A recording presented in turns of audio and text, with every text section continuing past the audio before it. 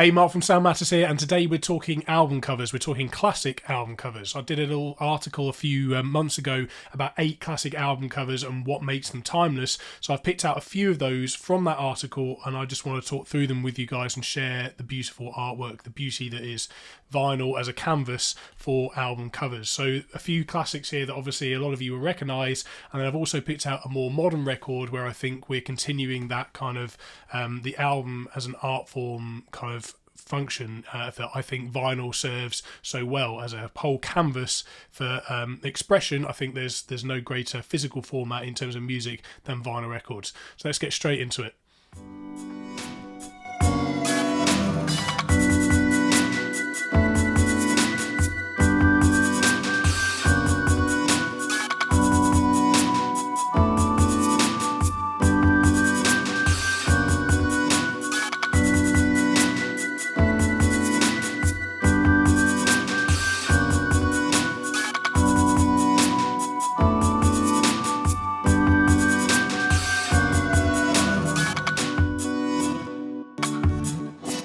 Very quickly before I bring up the album covers on the screen, this is the article that inspired the article. It's 8 classic album covers and what makes them great. So you can read this in your own time over at the link in the description below. And these are, I just wanted to highlight the 8 album covers that I initially picked out for this kind of discussion.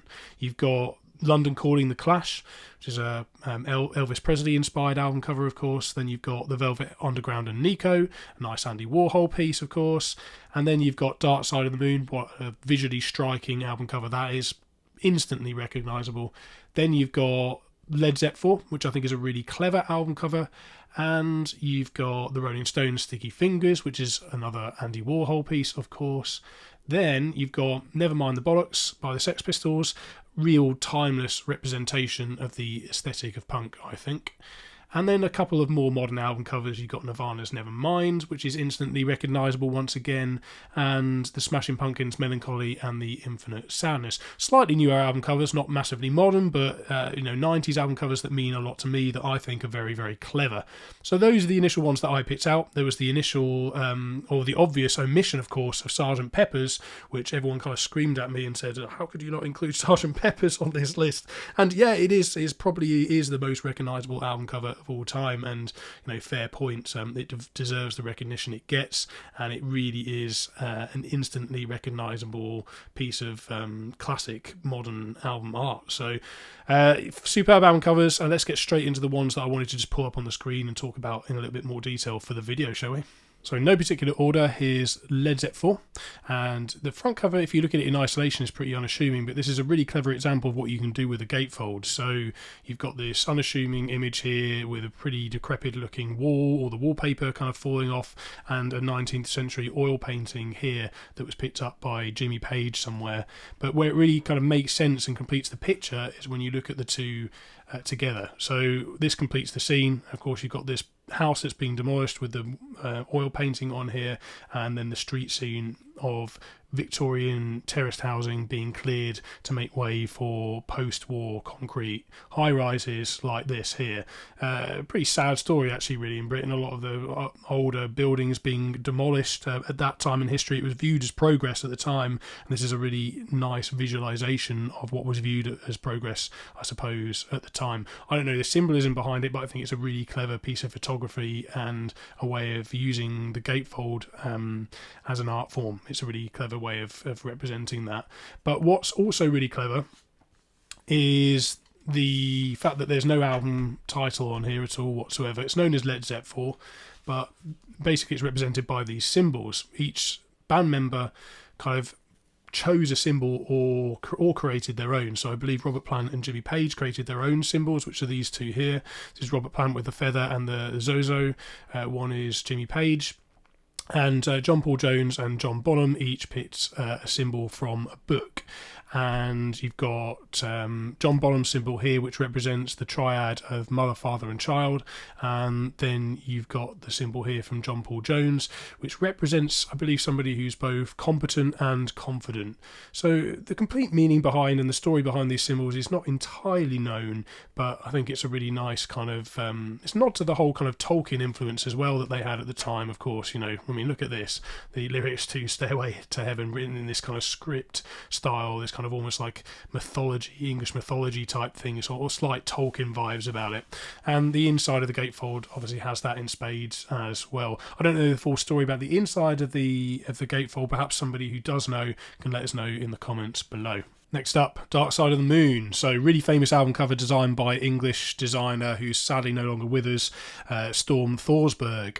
So the album cover is obviously this prism type, the light passing through a prism, and that continues on to the other side here, represented there, and also continues into the inside of the gatefold as well, taking these kind of colours and the whole sound waves and everything. So I believe the story behind this is that Richard Wright asked Storm to design something just... His brief was as simple as this, something simple and bold, and he came back with this representation of the band's famous light shows at the time, and also something that would represent some of the themes of the album, which include conflict, greed, time, death, and mental illness. I don't think there's anyone anywhere on earth that doesn't instantly recognise this album cover, and obviously it's one of the biggest selling albums of all time.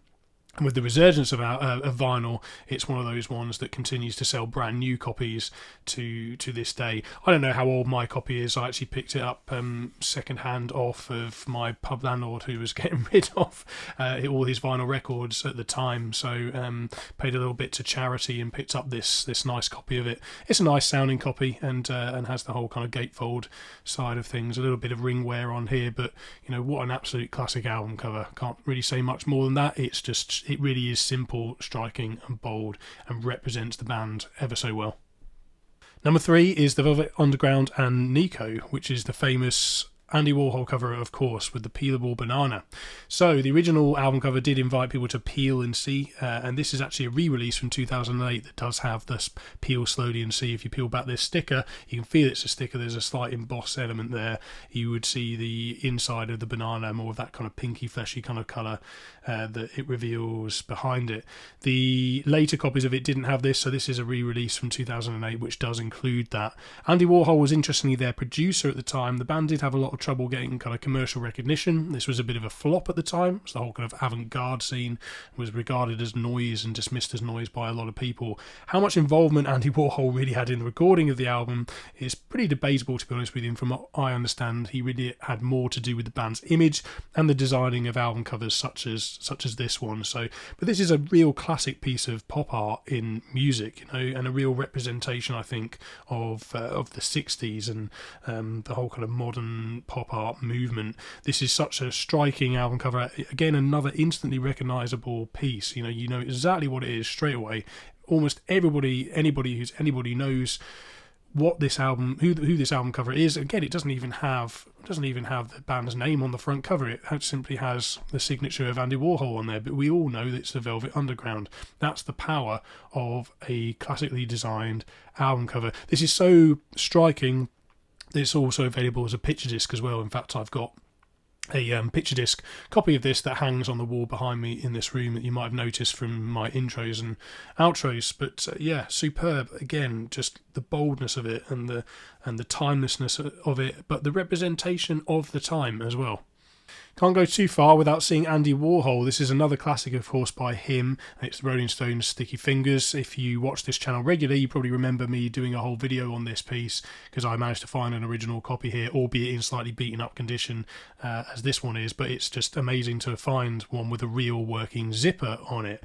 So, of course, perhaps represents the sort of innuendo of the album, but it does have a real working zipper on here, which when you gently peel back here, reveals the man's briefs behind it, right? And then there's the signature. Of course, mine's slightly beaten up, which makes it easier to actually see this, but Andy Warhol's signature in there.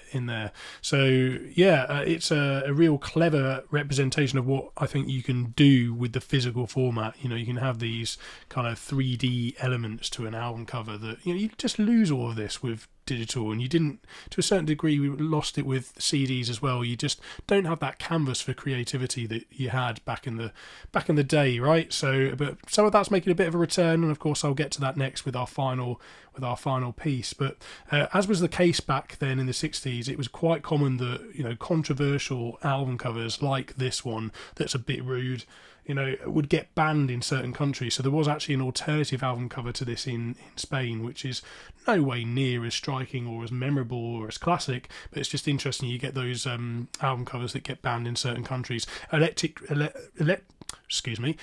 Ladyland by Jimi Hendrix is another one, which originally has a whole load of naked ladies on it, but the album cover got banned, and then there's an alternative album cover version of that out there. So interesting, isn't it? How times change, but it just sort of represents the change in society that was going on in the 1960s, and the whole representation of kind of sex and everything, and removing the whole prude kind of nature of particularly British society at the time. Last but not least is this slightly newer release from Grizzly Bear, which is actually the VMP Essentials release for October, which is the month that this video goes live. And this really inspired me in terms of the use of colour, and considering this is an album from 2008, the height of kind of iPods and the digitisation of music and moving away from CDs even, I think it's amazing that there was so much care and attention that went into the album cover still, even though it was only lightly going to be a little thumbnail image on somebody's iPod. Just goes to show the importance of an album cover in terms of making an album recognisable. But this is a really creative use of colour, I think, and is emboldened even more when you bring it into the vinyl format, and how VMP have represented this album in this reissue of it. So this is almost like a geometric kind of stained glass effect that's kind of going on here. I don't know whether that's what it's meant to be, but it's kind of what it looks like to me. And there's some beautiful colours in here, really bold, vibrant pinks, and then the earthy kind of colours on this side as well, and a lot of complementary and contrasting colours going on here. So the orange and the blue picked out there, nice contrasting colours, and just real vibrant colours mixed with pastel kind of colours as well. And they're all different, but they all hang together and complement each other perfectly. But where it really kind of comes together is when you pull out the double LP here. So first of all, if you pull out these two, you see this gentle fade from the obviously it just picks out all through this piece, it picks out the colours from the front and represents them and reuses them in some clever form throughout the rest of the package. So you've got this kind of fade from the blue to the midnight blacky grey kind of colour there, and then even better on the back, I think, here is this beautiful fade from the wine deep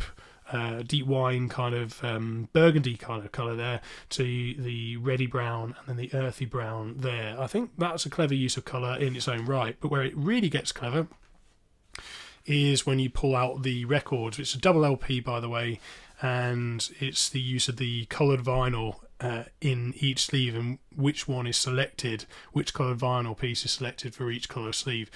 You take this absolutely gorgeous kind of vibrant pink colour here, look at there, of course, and look at how that contrasts against that midnight blue. That just absolutely pops. And you've got the geometric colours represented here in a swirly pattern on the label, which looks really cool against it as well. It just reuses those colours and calls upon them throughout it. Completely different but totally complementary.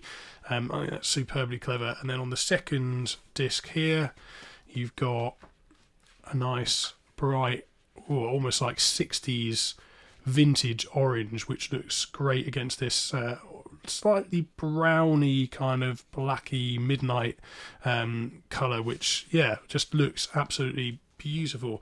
And again, just look at that, the orange against that red brown is, I think, really, really well thought out as a package, and an example of how people are still doing really great creative things with album releases to this day, and I think is one of the reasons why vinyl still thrives as a format. Streaming is so convenient, we talk about it all the time, but it's one of the reasons I just adore vinyl and will never go away personally from not owning any music physically. I couldn't go 100% streaming and just leave it at that.